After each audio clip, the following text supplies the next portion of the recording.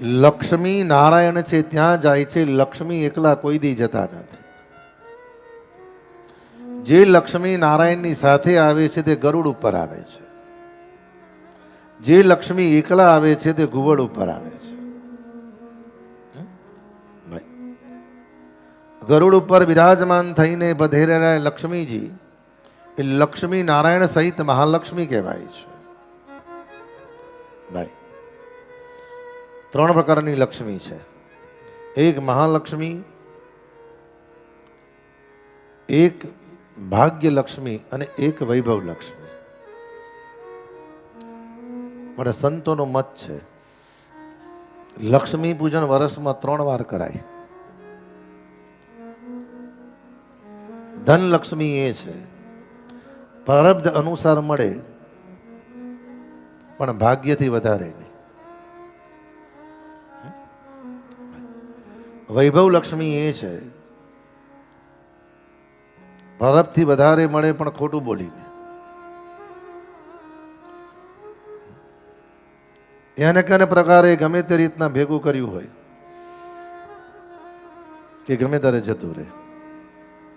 અને મહાલક્ષ્મી એ ભગવદ અનુગ્રહથી, પિતૃઓની પુણ્યાયથી, તમારા પુરુષાર્થથી અને ભાગ્ય કરતા વધારે.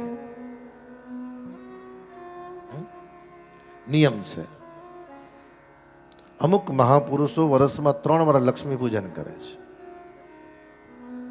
એક તો ધનતેરસને દિવસે,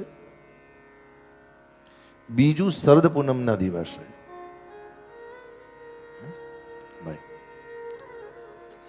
અને ત્રીજું ભાદરવા સુદ બારસ, વામન દ્વાદશી.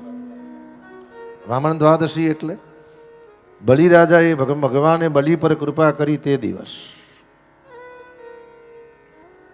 અમુક મહાપુરુષો વર્ષમાં 3 વાર લક્ષ્મી પૂજન કરે છે.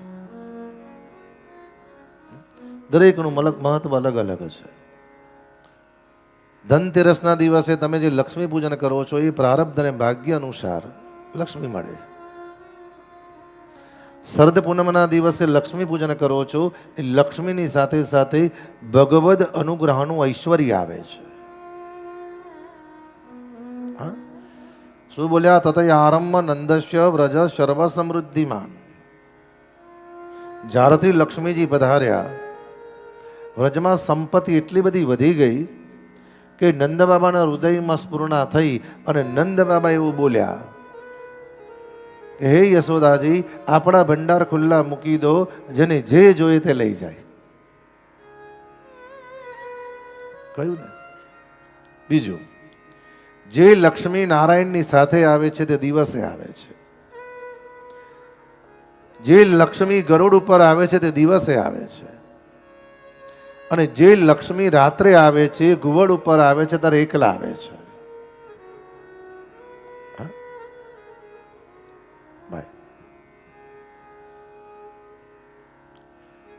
શરદ પૂનમના દિવસે લક્ષ્મી પૂજન કરવાથી નારાયણ સહિતનું ઐશ્વર્ય પરિવારમાં આવે છે. અને વામન દ્વાદશી, ભાદરવા સુદ દ્વાદશી અને બારસના દિવસે જે લક્ષ્મી પૂજન કરે છે એના ઘરમાંથી આસુરી સંપત્તિ નષ્ટ થાય અને દિવ્ય સંપત્તિની પ્રાપ્તિ થાય છે. અને ભાદરવા સુદ નોમને દિવસે, ભાદરવા સુદ દ્વાદશી બારસના દિવસે જે પણ લક્ષ્મી પૂજન કરે છે એની એક નહીં, એની 7 પેઢી તરે છે.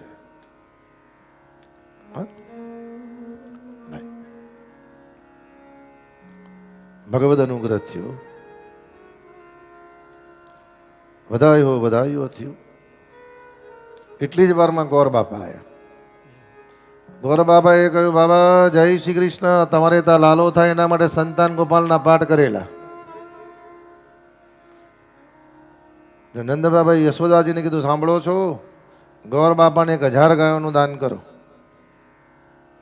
1000 ગાયોનું દાન કરો. ગોર બાપા ગાયો લઈને ગયા. અને આમે તમે જો અમુકને લેવામાં નાનામ ના હોય, એને બી ખબર ના પડે કે લેવાય કે ના લેવાય, કેટલું લેવાય એ ખબર ના હોય.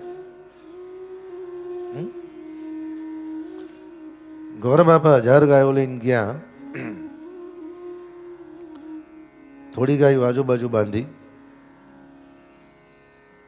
થોડી ઘરમાં બાંધી.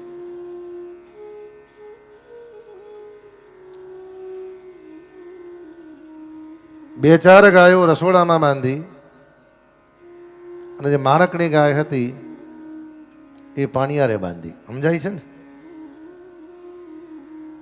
અને એટલી જ વારમાં ગોરવણીમાં માતા પર પાણીની હેલ લઈને આવ્યા. માતા પરથી હેલ મૂકવા ગયા. ગોર બાબાને કહ્યું, બાબા જય શ્રી કૃષ્ણ. અને ત્યાં તો ગાય માર્યું શીંગડું ગોરવણીમાં પડ્યા હેઠા. અને ગોરવણીમાંનું મગજ ગયું, સાંભળો છો? અહીં આવો તો. આટલી બધી ગાયો દીધી કોને? દેવી નંદ બાબાએ દીધી. પણ તમારામાં તો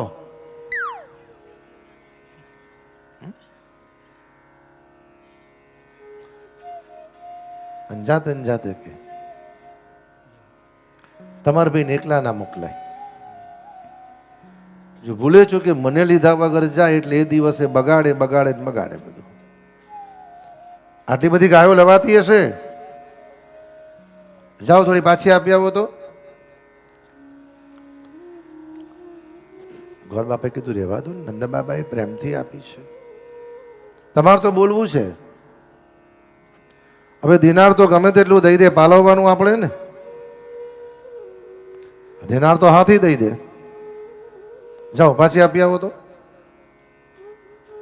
ગોર બાપા કે રહેવા દો ને, હવે જાઓ ને, હવે આપી આવો ને. અને આમે તમે જુઓ 2-3 વાર ના સાંભળે પછી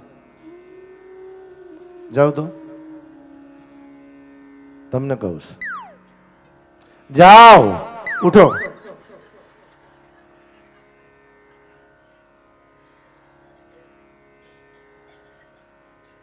તમને એમ થાય છે કે પછી મારો અવાજ મોટો નીકળે જ ને, તમે માનો જ મારું. પછી ધીમેરીને ગોર બાપા બોલ્યા, આ બધી ગાયો આપણી નથી, તો આમાંથી થોડી કે ગાયો તમારા પિયર મોકલવાની, તો રહેવા દો.